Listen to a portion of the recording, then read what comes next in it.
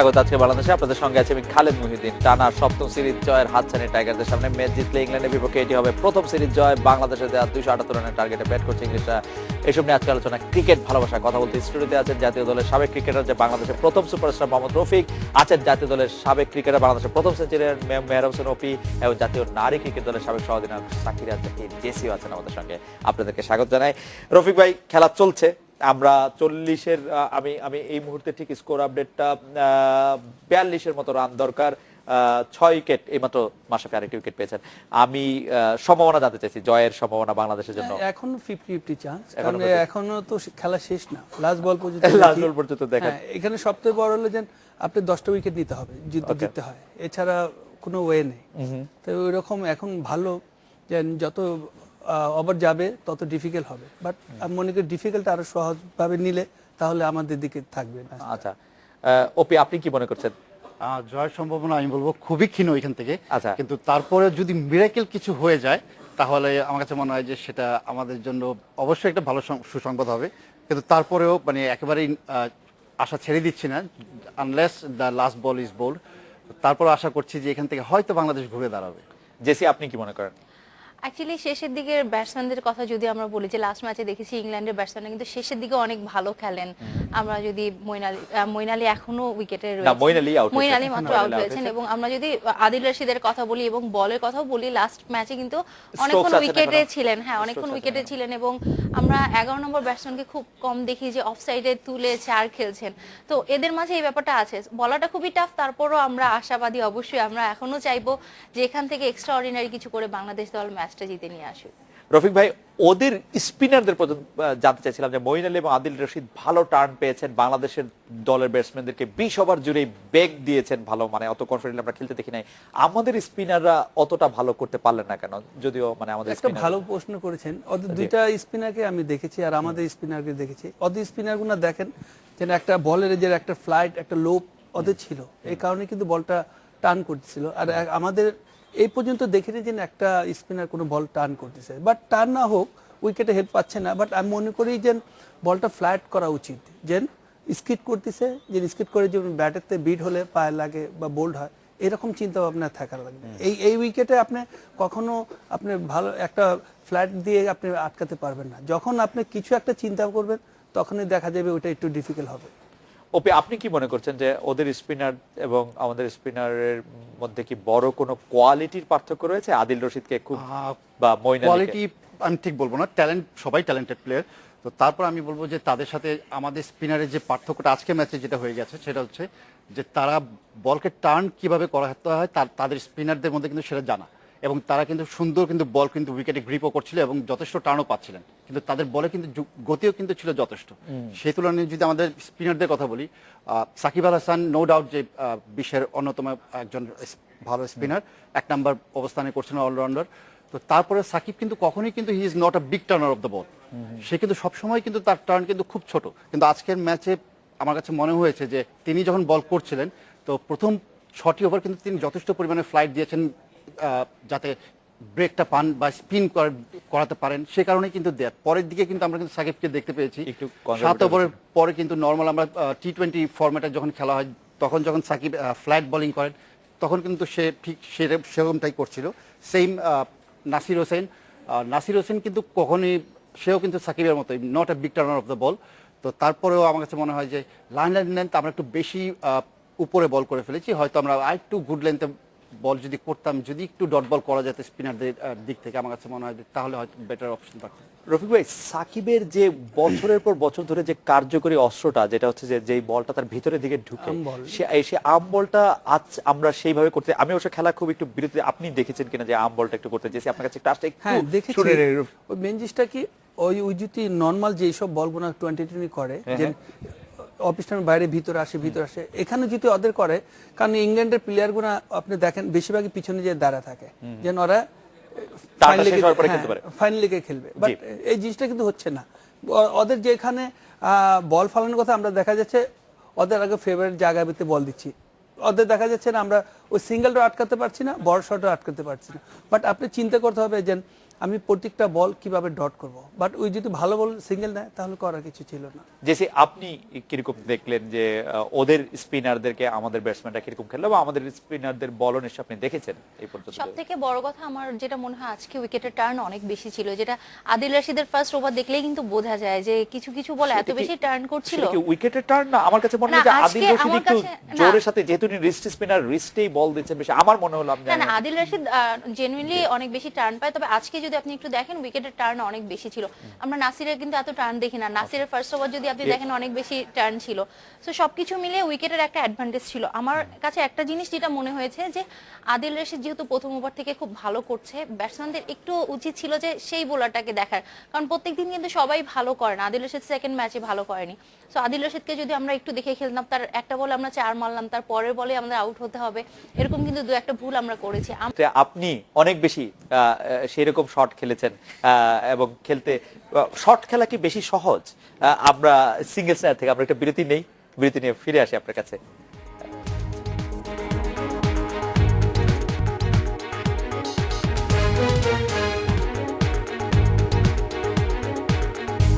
ফিরে এলাম আজকের বাংলাদেশে। চট্টগ্রামের খবর হচ্ছে যে বাংলাদেশ আসলে 4 উইকেটে হেরে গেছে। 13 বল বাকি থাকতেই 277 রান টপকে 278 করেছে ইংল্যান্ড। আমরা বিরতির আগেই টেস্ট খেলা যে বাংলাদেশ ইংল্যান্ডের সাথে 2টি টেস্ট খেলবে সেটির দল নিয়ে একটু জানতে চাইছিলাম আপনার কাছে। রফিক ভাই, আপনার কাছে কি মনে হয় যে বাংলাদেশ দলে কে কে ঢুকতে পারে পেস বোলিং এর ক্ষেত্রে?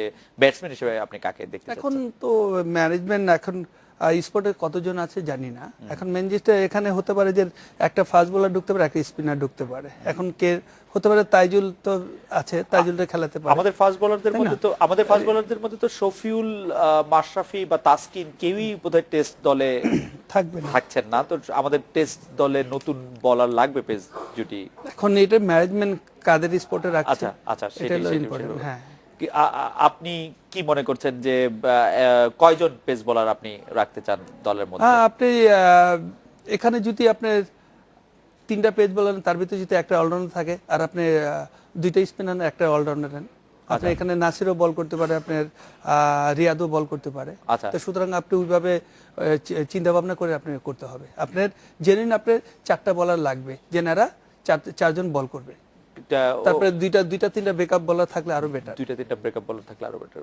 ওপি আসলে আমি খুব শঙ্কিত টেস্ট দলটা নিয়ে, কারণ এই মুহূর্তে কিন্তু আমার কাছে মনে হয় যে পর্যাপ্ত পরিমাণে ফিট প্লেয়ার খুবই অভাব। আর টেস্ট দলে যদি আমাকে বলেন পেস বোলারদের ক্ষেত্রে, আমি বলবো মোহাম্মদ শহীদ একজন আছেন যিনি হয়তো টেস্ট দলে টেস্টে বাংলাদেশকে অনেক সার্ভিস দিয়েছেন। তো তারপরে এখন এখান থেকে হয়তো আমরা শফিউলকে, তাসকিনকে হয়তো মিস করব, হয়তো রুবেল হোসেন কামব্যাক করতে পারে সেক্ষেত্রে। তো তারপরে আমার কাছে মনে হয় যে বোলিং, পেস বোলিং এবং স্পিন ডিপার্টমেন্ট দুটো মিলে আমার কাছে মনে হয় যে খুব বেশি মানে শঙ্কিত। আমি এই কারণে বলছি যে এই মুহূর্তে কিন্তু আমরা সাকিব ছাড়া কিন্তু স্পিন ডিপার্টমেন্ট আবার কোনো স্পেশালিস্ট স্পিনার একজন মাত্র। তো সেই ক্ষেত্রে আমি বলবো যে আরাফাত সানি, তারপর মোশাররফ রুবেল যেহেতু ইনক্লুড আছেন স্কোয়াডে, তো এখান থেকে কিন্তু আমাদের খুবই লিমিটেড প্লেয়ার্স, কিন্তু এর ভিতর থেকে কিন্তু আমাদের হয়তো ঘুরে ফিরে খেলতে হবে। কিন্তু তারপর আমার কাছে মনে হচ্ছে যে it's very tough to say, মানে যে টেস্ট ক্রিকেটটা আমাদের জন্য খুব পরীক্ষা নিবে আমার কাছে মনে হচ্ছে। আপনি কি আলামিনকে নিতে চান? মানে আপনি দল করলে আলামিন অবশ্যই টেস্ট দলে রাখার মতো আমার কাছে মনে হয় যে এই মুহূর্তে টিমে আছে, টিমে স্কোয়াডে আছে, মানে হ্যাঁ। একাদশে। এখন নতুন একাদশে আসবে, খেলবে কিনা জানি না, কিন্তু আমি অবশ্যই 15 জনের স্কোয়াডে তাকে রাখতাম। রাখতে চাই। জেসি, আপনার পছন্দ আপনি টেস্ট যদি প্লেইং 11 এর কথা বলেন, এই 3জন পেসার হয়তোবা থাকবেন, রুবেল এবং আলামিন এবং বিশেষ করে মোহাম্মদ শহীদ। আমরা যদি মানে স্পেশালিস্ট টেস্ট বোলার বলে থাকি পেসার, মোহাম্মদ শহীদ কিন্তু বেশ কিছুদিন ধরে সাপোর্ট দিয়ে আসেন। তাকে আমরা ওয়ানডেতে সেভাবে ওয়ানডে বা টি20তে দেখি না। এবং স্পিনারের কথা আমার মনে হয় যেহেতু আরাফাত সানি একটা সুযোগ পেয়েছেন, আরাফাত সানিকে একটা সুযোগ দেওয়া উচিত, কারণ সাকিবের সাথে সাথে আমরা যদি আরেকটা লেফট আর্ম স্পিনার স্পেশালিস্ট খেলিয়ে থাকি তাহলে আরাফাত সানি হয়তোবা সুযোগ পাবেন, বা রুবেল যেহেতু দলে রয়েছেন, মোশাররফ রুবেল, তাকেও হয়তোবা সুযোগ দিতে পারেন সিলেক্টররা। রফিক ভাই, আপনি টেস্ট খেলার জন্য কি ধরনের উইকেট চান? মেন জিনিসটা কি, এখানে কে হারবে কে জিতবে এটা দেখবে না, দেখবে হলো যে কোন মাঠে খেলা হচ্ছে, উইকেটটা কি প্রিপারেশন নিচ্ছে, আর ওইভাবে কিন্তু আপনার উইকেটটা ওইভাবে তৈরি করতে হবে, যেটা আমাদের দেশে খেলা হচ্ছে। বাংলাদেশ দলের জন্য ভালো উইকেট ভালো, আমি মনে করি যে আমরা যখন থেকে ক্রিকেট আরম্ভ করেছি আমরা জানি যে স্পিনারদের আমাদের অ্যাটাক, বাট ওই রকম আপনি উইকেটটা তৈরি করেন। কারণ ইংল্যান্ডরা দেখবেন যে ওরা খুব মানে বল টু বল ক্রিকেট খেলবে, বাট আমি বোধ হয় যে স্পিনারের উইকেটটা তৈরি করলে বোধ হয় আমাদের স্পিনারের জন্য খুব ভালো হবে এবং টিমের জন্য ভালো হবে। স্পিন সহায়ক উইকেট, হ্যাঁ। আপনি স্পিন সহায়ক, ওপি আপনার উইকেটের পছন্দ? স্পিন সহায়ক উইকেট করতে গিয়ে আমরা আজকে যেরকম ভাবে দুই স্পিনার ইংল্যান্ডকে হ্যান্ডেল করতে পারিনি, সেদিক থেকে কিন্তু অনেক ভয়ের ব্যাপার একটা হয়ে দাঁড়ায়। কিন্তু তারপরেও বলবো যে অ্যাটলিস্ট স্পোর্টিং উইকেট যাতে থাকে, যাতে বাংলাদেশ অ্যাটলিস্ট 5 দিন পর্যন্ত আমরা টেস্টটা নিয়ে যেতে পারি, সেরকম একটা উইকেট এক্সপেক্ট করছি। ব্যাটিং মোটামুটি ব্যাটিং প্যারাডাইস উইকেট হলে আমার কাছে মনে হয় যে বাংলাদেশের জন্য। হ্যাঁ, চিটাগাং উইকেটটা কিন্তু ঢাকার থেকে অনেক ভালো থাকে। জায়গাতে মানে হ্যাঁ, ওখানে ব্যাটে বল আসা হ্যাঁ, ওখানে টেস্ট খেলেছি তো উইকেট ভাঙে না, একদম 5 দিন আরামসে খেলা যায়। কিন্তু আমি চাইবো যে অবশ্যই যাতে মানে ব্যাটিং প্যারাডাইস হয়, যাতে অ্যাটলিস্ট আমাদের ব্যাটসম্যানরা 3টা দিন সময় পান ব্যাট করার জন্য। আমাদের ব্যাটসম্যানরা টেস্ট খেলার পরে বা টেস্ট খেলার সময় কেমন জানি মনে হয় অনেক সময় যে তাদের যেহেতু লম্বা ভাষণের ক্রিকেট আমরা খুব বেশি খেলি না, সেটার অ্যাপ্লিকেশনের একটা অভাব আছে। এবার কি এটি আর একটু বড় হয়ে দেখা দিতে পারে কিনা, কারণ আমরা অনেকদিন আসলে লঙ্গার ভাষণ খেলছি না। এটা সত্যি কথা যে আমরা কিন্তু ঘরোয়া ক্রিকেটেও কিন্তু আমাদের লঙ্গার ভার্সনের ক্রিকেটের টুর্নামেন্টের সংখ্যা খুবই কম। তো অবশ্যই আমরা যেহেতু টেস্ট প্লেইং কান্ট্রি, তো অবশ্যই সেটা মাথায় রাখতে হবে যে কিভাবে আমরা টেস্ট ক্রিকেটে উন্নতি করতে পারি। আমরা কিন্তু যথেষ্ট টি20 ফরম্যাট এবং ওডিআইতে উন্নতি করেছি, সেটা সবাই দেখতে পাচ্ছি। কিন্তু টেস্ট ক্রিকেট আমার কাছে মনে হয় যে ক্রিকেটে আসল যেটা খেলা আমরা বলি টেস্ট ক্রিকেট, তো সেদিক থেকে বিবেচনা করলে আমাদের ঘরোয়া টুর্নামেন্টগুলো যেগুলো 4 ডে ম্যাচ হয়, সেগুলো টুর্নামেন্টের সংখ্যা আরও বাড়ানো উচিত অবশ্যই। এবং টেস্ট যে দলের টেস্ট খেলোয়াড়ের সংখ্যা যত বেশি থাকবে, সে দল টি20 ফরম্যাট বলেন, ওডিআই ফরম্যাট বলেন, সব ধরনের ক্রিকেটই সে খেলতে পারবে। তো ডেফিনেটলি এটা মনোযোগ আর একটু বেশি হওয়া উচিত আমাদের। জেসি, আপনি কি মনে করেন লম্বা ভাষণের যেসব ক্রিকেট আছে সেগুলিতে তো আমাদের মানে প্রতিবার আমরা খেলার পরেই আমরা এটা রিয়েলাইজ করি যে আমরা আসলে অনেকদিন ধরে খেলতেছি না, সেটা এবারও কি এটি বড় হতে পারে কিনা? হ্যাঁ, এটি অবশ্যই বড় হতে পারে, কারণ আমরা যেহেতু অনেকদিন ধরে টেস্টের বাইরে ঘরোয়া ক্রিকেটও খেলা হয় না। একমাত্র মমিনুল হক ছাড়া আমার মনে হয় টেস্টের জন্য কেউ অপেক্ষা করে থাকে না, যে একমাত্র মমিনুল হককে আমরা দেখেছি ইতিমধ্যে প্রমাণ করেছে যে অনেক লম্বা সময় খেলতে পারে, অনেকদিন দলেও নেই, তার অপেক্ষাটাও কিন্তু একেবারে টেস্ট ম্যাচের মতো, যে কবে একটা টেস্ট ম্যাচ হবে, কবে তিনি খেলবেন। সো এরকম যদি আমরা মনে হয় যে মমিনুল হকের মতো আরো 3-4 জন ব্যাটসম্যান, একেবারে পিওর বেসিকওয়ালা ব্যাটসম্যান যদি বাইরে রেখে দিতে পারে, যে স্পেশালিস্ট টেস্ট ব্যাটসম্যান, তাহলে মনে হয় টেস্টের এই ঘাটতিটাও আমাদের একটু পূরণ হতে পারে। রফিক ভাই, আমরা একটা বিরতি নিচ্ছি, বিরতির পর যখন ফিরে আসবো তখন আপনার কাছে জানতে চাইবো যে আসলে আমরা টেস্ট খেলাটাকে আপনি বা অপি ভাই বা জেসি যারা ক্রিকেট খেলেন তাদের জন্য আসলে সবার জন্যই খুব আরাধ্য বিষয়, তারা সবাই মনে করেন টেস্টটা সবচেয়ে ভালো ফরম্যাট ক্রিকেট, কিন্তু আমাদের জন্য টেস্টে আসলে ভালো করার আর কোনো সুযোগ থাকছে কিনা, কারণ আমরা বছরের পর বছর সীমিত ভার্সনের ক্রিকেটগুলিতেই আসলে বেশি করে খেলছি। তো শুধুমাত্র মানে টেস্টের প্রতি আপনি আর বাড়তি কোনো মনোযোগ দেওয়ার দাবি কি করেন কিনা, আমরা একটু বিরতি নিয়ে ফিরি। যে টেস্টটা আপনারা কেন টেস্টের ব্যাপারে আপনারা এখনো এত উৎসাহী, যেটা আসলে এত কম কাজে লাগে। আমরা একটা বিরতি নিচ্ছি, ফিরছি তারপরে।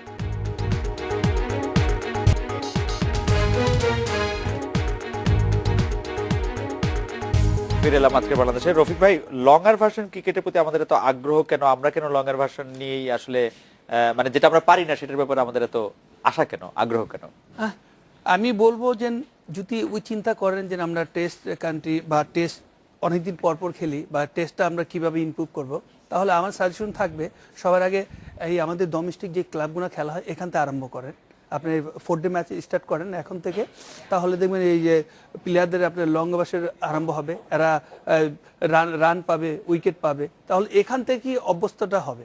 আপনি শর্ট সময় আপনি ডোমেস্টিক করলে হবে না, আপনি এটারও আপনি লং সময় নিয়ে করতে হবে। কারণ কি আপনার ওই ন্যাশনাল টিমের 15 জন দিয়ে কিন্তু দেশ না, বা ন্যাশনাল টিমের 15 জন দিয়ে কিন্তু দেশের ক্রিকেট না। আপনার ক্লাবগুলো প্রচুর কি প্লেয়ার আছে, কিন্তু এরা দেখা যাচ্ছে ওই শর্ট সময়ের ভিতরে খেলা শেষ করে চলে যায়। বাট এদের যখন আপনার লং বাসে নিয়ে যাবেন, অটোমেটিক দেখবেন 3-4 মাস ক্রিকেট খেলবে রেগুলার, এই 4 ডে ম্যাচ খেলুক বা ওডিআই খেলুক, পরে ওডিআই দেন, দেখবেন অটোমেটিক কিন্তু একটু নলেজ থাকবে। আর যেই প্লেয়ারগুলো খেলবে এতটা চিন্তা থাকবে, ওদেরও টার্গেট থাকবে যে হ্যাঁ আমি এখানে ভালো করলে, আমি ভালো যদি ক্রিকেট খেলি, আমি এখান থেকে খুব সহজভাবে ন্যাশনাল টিমে খেলতে পারবো। তাই ওখান থেকে আপনার অভ্যস্তটা থাকতে হবে। ওপি কি মনে করেন যে আমি যদি প্লেয়ার সাপ্লাই লাইনের কথা বলি, সে আমাদের যথেষ্ট প্লেয়ার আছে কিনা। আসলে আমরা টেস্ট টিম করতে গিয়ে দেখি যে আমার মনে আছে যে সর্বশেষ আমরা যে টেস্টটি খেললাম সেটাতে আমরা একটি মাত্র পেসার খেলিয়েছি, মোহাম্মদ শহীদ, এবং অন্য প্রান্ত থেকে ওপেনার করতে হয়েছে সৌম্য সরকারকে। মানে আমরা 4 জন পেসার নিয়ে ওয়ানডে খেলতে পারি, কিন্তু টেস্ট খেলতে সময় আমাদের একজন প্লেয়ার। আমার সাপ্লাই লাইনটা সম্পর্কে যদি একটু বলেন, আমাদের প্লেয়াররা এই মুহূর্তে আমি বলবো যে সত্যি মানে টেস্ট দল করতে গেলে আমার কাছে মনে হয় যে সত্যি হিমশিম খেতে হবে, কারণ এই কারণেই যে আমাদের কিন্তু পর্যাপ্ত পরিমাণে প্লেয়ার কিন্তু সেরকম কোয়ালিটি প্লেয়ার, আমি বলছি কোয়ালিটি প্লেয়ার কিন্তু নেই। হয়তো আমাদের একাডেমি আছে, একাডেমিতে যথেষ্ট পরিমাণে আপনার প্লেয়ারও আছেন, কিন্তু এখান থেকে প্রতি বছর যে মানে একাডেমি ট্রেনিংগুলো হচ্ছে, কিন্তু এখান থেকে প্লেয়ার সেরকম আশানুরূপ কিন্তু উঠে আসছে না আমার কাছে মনে হচ্ছে। আর উঠে আসছে না এই কারণে আমি বলছি, যদি আপনি ডোমেস্টিক ক্রিকেটের পারফরমেন্স দিয়ে শুধু খালি বিবেচনা করেন, আমার কাছে মনে হবে সেটা ভুল। যদি ফার্স্ট ক্লাস ক্রিকেটের পারফরমেন্স করেন তাহলে আমি বলবো যে সেটা গণ্য। আর ফার্স্ট ক্লাস ক্রিকেটের সংখ্যা আমাদের বাংলাদেশে খুবই কম, 4 ডে ম্যাচ আমরা খুবই কম খেলি। এই ক্ষেত্রে আমার কাছে মনে হয় যে টেস্ট প্লেয়ার বের হতে আমাদের অনেক সমস্যা হচ্ছে, বিশেষ করে কোয়ালিটি প্লেয়ার। আর কোয়ালিটি প্লেয়ার বের হতে গেলে আপনার ডেফিনেটলি আদার কোনো অপশন নেই, যদি আপনি কিনা লঙ্গার ভার্সন ক্রিকেট, ডোমেস্টিক ক্রিকেটের টুর্নামেন্ট যত সংখ্যা বাড়ানো যায়, আমার কাছে মনে হয় যে কোয়ালিটি প্লেয়ারের সংখ্যা ততই বাড়বে। জেসি কি মনে করতেছেন যে আমাদের প্লেয়ার, কোয়ালিটি প্লেয়ার আপনি যথেষ্ট পরিমাণে দেখতে পাচ্ছেন কিনা, মানে একজনের পর একজন অনেকে আসছে? অ্যাকচুয়ালি যেহেতু কথা হচ্ছিল পেস বোলিং নিয়ে, আমাদের পেস বোলারদের সবথেকে বড় যেটি প্রবলেম হচ্ছে ইনজুরি, যেটা আমরা দেখি যে টেস্ট ক্রিকেটে কিন্তু লম্বা সময় ধরে বোলিং করতে হয়। আর টেস্ট তারাই খেলতে পারে, তারা ইতিমধ্যে টি20 এবং ওয়ানডেতে প্রুভ করে যে না আমরা বেস্ট। আমরা বাংলাদেশের অতীতে যদি দেখে থাকি, অনেক নাম করা প্লেয়ার অনেক ভালো খেলেছেন, টেস্ট খেলার ভাগ্য কিন্তু তাদের হয়নি। সো ওয়ানডে এবং টি20তে যারা ভালো করছে, আমরা যদি তাসকিনের কথা বলি, মাশরাফির কথা বলি, মুস্তাফিজের কথা বলি, তারা কিন্তু ইতিমধ্যে ইনজুরিতে পড়েছে। তারা ভালো খেললেও আমরা তাদেরকে দিয়ে টেস্ট খেলাতে পারছি না। সো এবং তারা যে এই জায়গাটা ভালো করছে, সেই জায়গায় কিন্তু আমরা যে একটা অন্য নতুন প্লেয়ারকে নিয়ে প্রুফ করাবো যে সে ভালো করতে পারে টি20তে বা ওয়ানডেতে, সেই সুযোগটাও কিন্তু পাচ্ছে না এই প্লেয়ারদের জন্য। আবার এই ভালো প্লেয়াররা যারা খুব ভালো করে এসছে, মুস্তাফিজ, মাশরাফি, তাসকিন, এদের কাউকে আমরা টেস্ট খেলাতে পারছি না। আমাদের কাছে পেস বোলার রয়েছে ভালো, বাট সেটি আপনি বলতে পারেন যে ওয়ানডে এবং টি20-র জন্য, বাট টেস্টের জন্য আমাদের খুব ভালো পেসার বের করতে হবে। একেবারে ইনজুরি ছাড়া পেসার রয়েছে, কিন্তু সবারই কোনো না কোনো ইনজুরি। আমরা যখনই দেখি বাংলাদেশের কোনো প্লেয়ার পেসার বিশেষ করে খুব ভালো করছে, আমি যে মোস্তাফিজের কথা বলি, খুব ভালো করছে, হঠাৎ করে ইনজুরিতে পড়ে যায়। সো আমার কাছে মনে হয় যে একেবারে শুরু থেকে আন্ডার-16, আন্ডার-19 থেকে পেসারদের যদি সেভাবে পরিচর্যা করা হয়, সেভাবে ট্রেনিংগুলো করানো হয়, একটা সময় এসে তাদেরকে দিয়ে কিন্তু আমরা ইনজুরি ফ্রি খেলাতে পারবো। রফিক ভাই, আমাদের দর্শকরা স্পেসিফিক জানতে চাইছেন, যেমন একজন দর্শক শুভ নানা উনি মনে করছেন সাব্বিরকে ডেবু করালে ভালো হবে কিনা, সাব্বিরের টেস্ট টেম্পারমেন্ট আছে কিনা সেটি জানতে চাই। হ্যাঁ, সাব্বির অনেক ভালো প্লেয়ার, কারণ কি ওই আপনার ফার্স্ট ক্লাস ম্যাচে অনেক ভালো পারফর্ম, ডোমেস্টিকও ভালো পারফর্ম, তো অটোমেটিক কিন্তু ওর সিলেক্ট করেছে।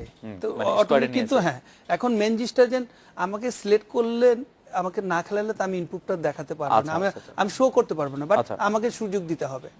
তো এই সুযোগটা যদি দেয় তো অটোমেটিক দেখবেন একটা ইয়াং প্লেয়ার, কারণ এরাই কিন্তু আসবে, যারা সিনিয়র আছে ওরা আস্তে আস্তে সরে যাবে, নতুন প্লেয়ারগুলো ঢুকবে। এরা যদি বড় যারা সিনিয়র প্লেয়ার আছে এদের যদি হাত ধরে দিয়ে দেয়, তো অটোমেটিক দেখবেন কিন্তু এরাই অনেক উপরে ক্যারি করবে। আর সুতরাং এই জিনিসটা চিন্তা করতে হবে, এবং ম্যানেজমেন্ট যারা টিমটা তৈরি করবে ওরাও লং সময় নিয়ে প্লেয়ার নিয়ে কাজ করা উচিত, যে হ্যাঁ এই প্লেয়ারটা আমরা টার্গেট থাকবো, ওকে বলা দরকার যে 1 বছর একে দেখি, তো অটোমেটিক কিন্তু হবে। ওপি, আপনি কি মনে করছেন যে সাব্বিরকে ডেবু করানোর ব্যাপারে আরেকটি আছে যে আমাদের এবার অনূর্ধ্ব-19 যারা খেলেছেন তাদের ব্যাপারে আপনার কোনো চিন্তা আছে কিনা, তাদের কাউকে টেস্ট ডেবু করানো বা ওরকম কোনো কিছুর স্কোয়াডে নেই, নাম নেই, তবু দর্শকরা প্রশ্ন করছেন? যদিও আমাদের হাতে এখন কিন্তু যথেষ্ট অপশন থাকতো, তাহলে হয়তো আমি বলতাম যে না, সাব্বির রহমান বলেন বা আন্ডার-19 যদি কেউ আসে টু আর্লি হয়ে যাবে, তাহলে বলতে পারতাম। যেহেতু আমাদের হাতে অপশন খুব কম, তো আমার কাছে মনে হয় যে সাব্বির যেহেতু দারুণ ফর্মে আছেন, তার জন্য উপযুক্ত সময় একটা তাকে হ্যাঁ ডেবু করানোর মতো একটা অবস্থানে এখন আছে, তো অবশ্যই তাকে ইনক্লুড করা উচিত আমার কাছে মনে হয় এই মুহূর্তে।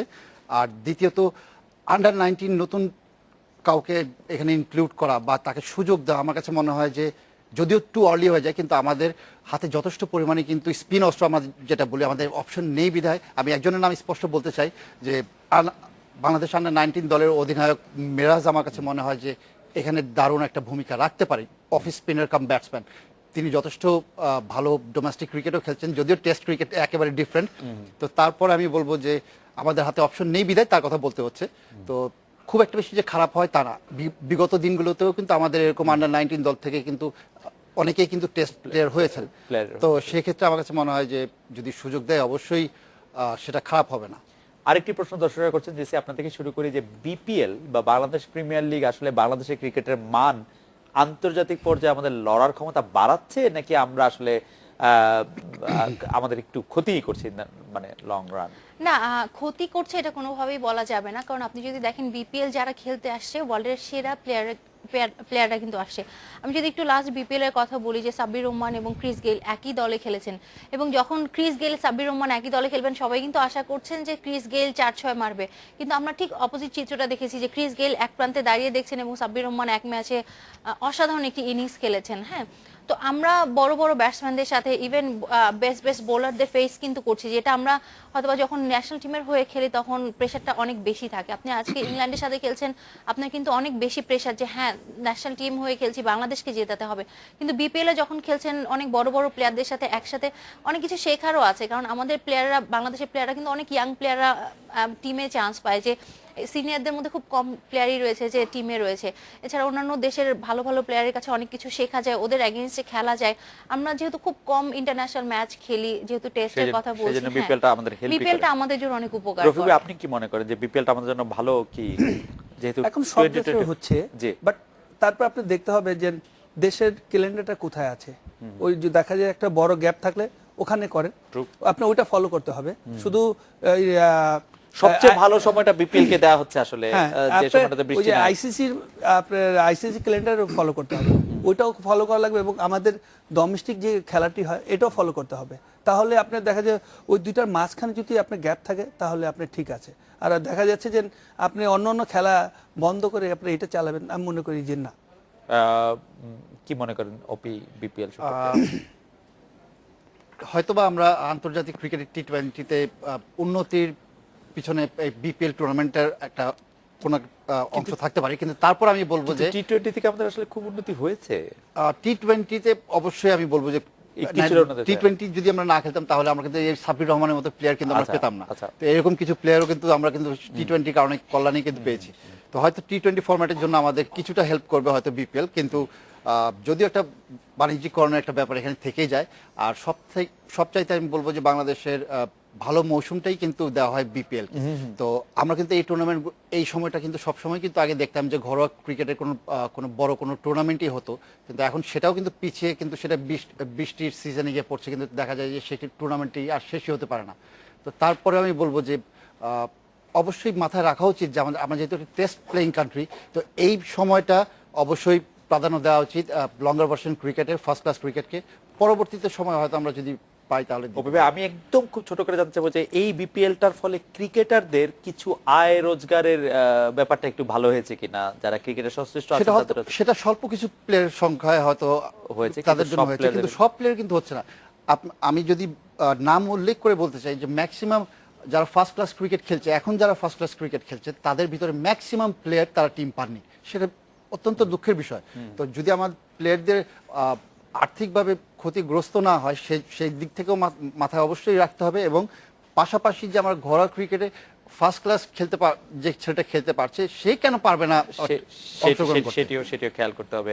মোহাম্মদ রফিক, মেহরাব হোসেন ওপি এবং সাথীরা জাকিরা জেসি, আপনাদের অনেক ধন্যবাদ দিয়েছিল। আজকে বাংলাদেশে দেখা হচ্ছে আগামীকাল এই সময়। শুভরাত্রি।